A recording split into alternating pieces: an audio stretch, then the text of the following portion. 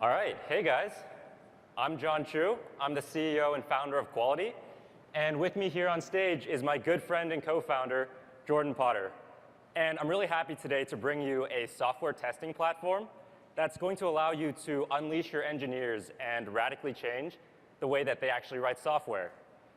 So let me take you back to your morning commute here for a second. We've all done this. You get into your car, you hear the familiar rumble of the engine, and you start driving, and you just hit a wall of vehicles, right?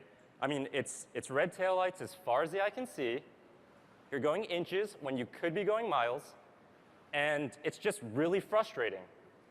And this is actually what engineers feel on a day-to-day basis. My team and I, we're all from Palantir Technologies, and when we were there, we experienced all the normal pains you get in a fast-moving, fast-growing software company. So there's three that really stand out here, but our development environments never matched up with our production environments.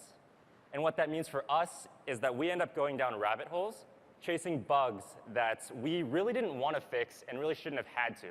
So it's a giant waste of time. Testing times. Testing took forever.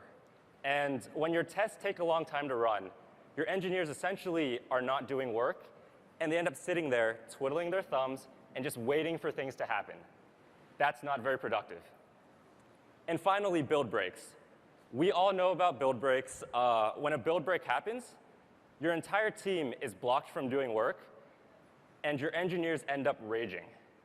They get very angry. And this clearly isn't good for productivity. It makes everyone unhappy, and your team just doesn't get anything done.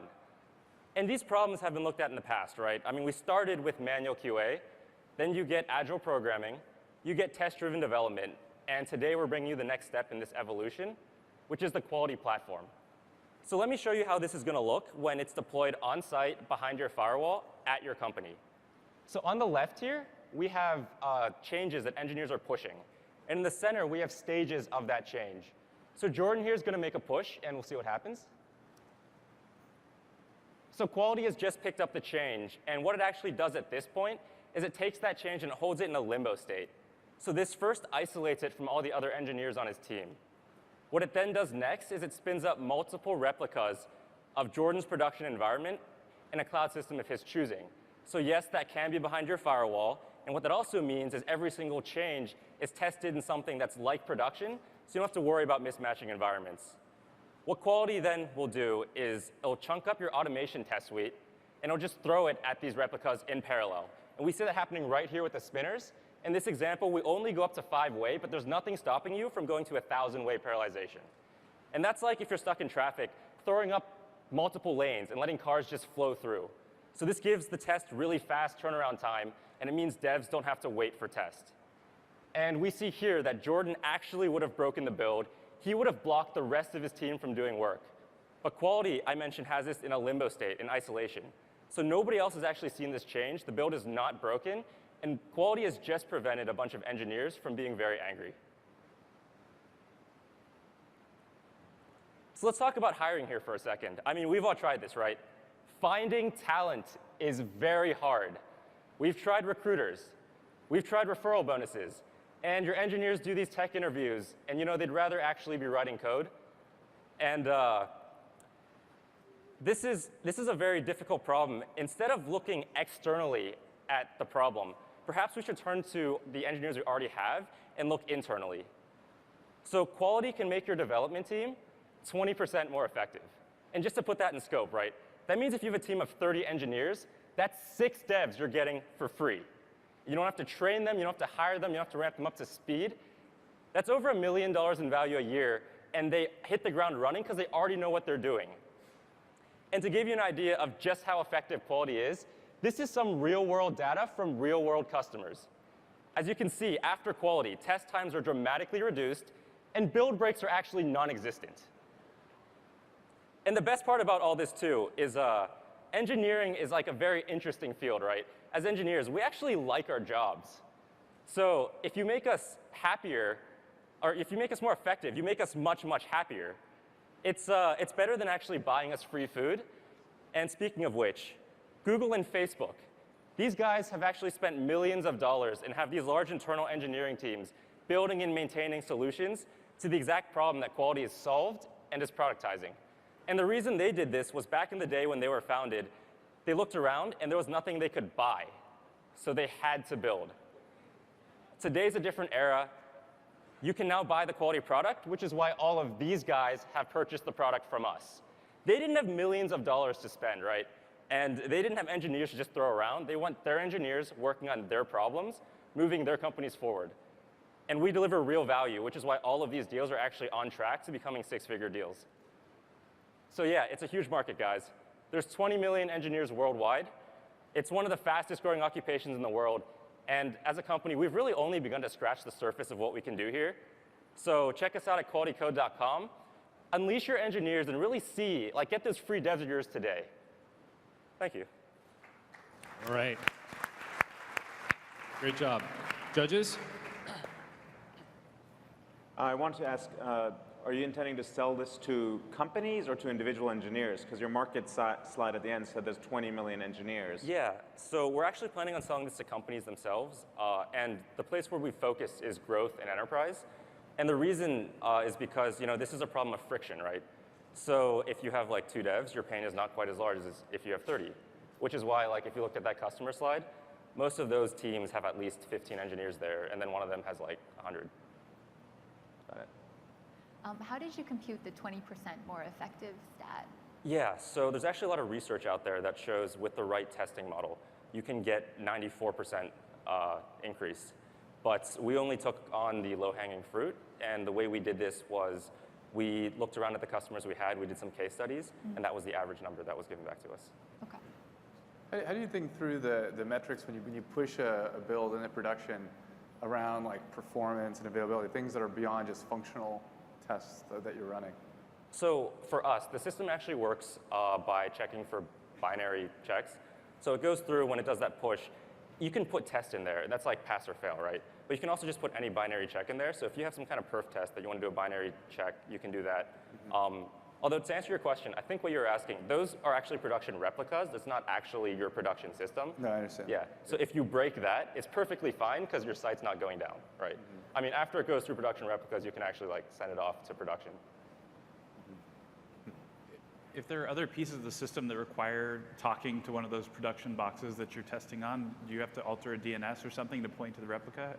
So we give you really heavy flexibility. You actually, this is like your cloud system, so you have pseudo access to these boxes. You can do whatever you want. Okay. A lot of people actually just run their Chef or Puppet scripts there. And the cool part too is if something breaks, you can click a button and it just like spawns up your replica and like gives you access to it, so you can just like play with it on the spot, which is really nice. I want to go back to the question about the market size and the business model. How do you envision pricing the product? Yeah, so we're currently charging per seat, and on average, it's about $30 an engineer per month. Although clearly for the smaller guys, right, it's going to be cheaper, and for the larger enterprise deals, it's going to be a little more expensive. And is there a company out there or product or service out there that you'd say is a comparable, to give a sense of, because I'm trying to get my arms around the market size, 20 million engineers, I don't think, they're all working at companies that are prospective customers. Oh, well, so this is just also, just to talk about the market size, right? This is the first step. So there's a lot you can do to make engineers more productive. And if you get that 94%, that's huge, right? We've only taken on the first step, which is low-hanging fruit, so software testing. There's much more you can do on top of that. You can do like code quality metrics, actual static analysis of code. You can move into bug tracking, so that would be like going towards Atlassian and what they do. But a similar company, there's actually a few startups in this space that are doing similar things, such as Circle CI. And the main difference here is we have a focus on the larger companies, so the growth and the enterprise ones, where they have a focus on the small startups. So we actually will interop with your cloud and conform to your security constrictions and give you that flexibility to really recreate your prod environment, whereas they are trying to cater to everyone. So it's hosted because startups don't care if their code's in the cloud, and startups don't care if those companies have their code. And also they shoehorn you into very specific like versions of packages and whatnot because like the startups tend not to need that type of flexibility. So you said, Dropbox you said is a customer, and they told us just earlier they have 400 employees. So if they bought this for all their employees, which, which they're not all engineers, but that would be about $12,000 a month based on the pricing you're saying. Actually, it's much higher than that. And Mailbox will get it at some point. We've already been talking to your engineers. Well, but my question is, how many companies out there are there that will be spending that much money? How much is the total dollar size of the market that you think you can get? So when looking at this, there's a few companies in like the like dev productivity or engineering space that are worth like $1 billion, right? So Atlassian's a good example of that. But testing is growing very rapidly. So the way we look at it, there's a paper, I think it's by IDC, that says the total addressable market is growing very quickly, and it's like around 1.1 billion total right now. And you can get that number based on, so there's like 20 million devs, how many of them actually work in like a large software, or like a software company that we can actually target. So let's say it's like, I don't know, 25%. So you take 25%, and that's what, 5? So 5 million, and then on average, like $30 a user a month. And you get, like, I'm not going to do the math right here, but you get somewhere close to that $1 billion. Are you finding with your customers that you're either replacing an existing product, or is this augmenting what they already have?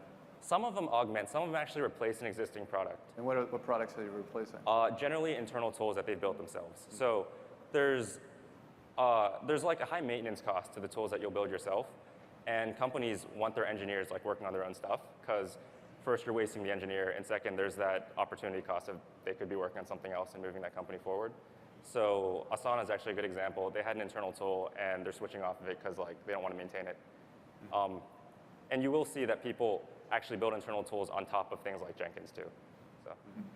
Cool. How long does it take to get set up for like an average implementation time? So it depends on how clean the company script is. So sometimes like you go to a company and the engineer themselves is like, great, I'd like to set this up, but I don't even know how to set up my own production environment, right?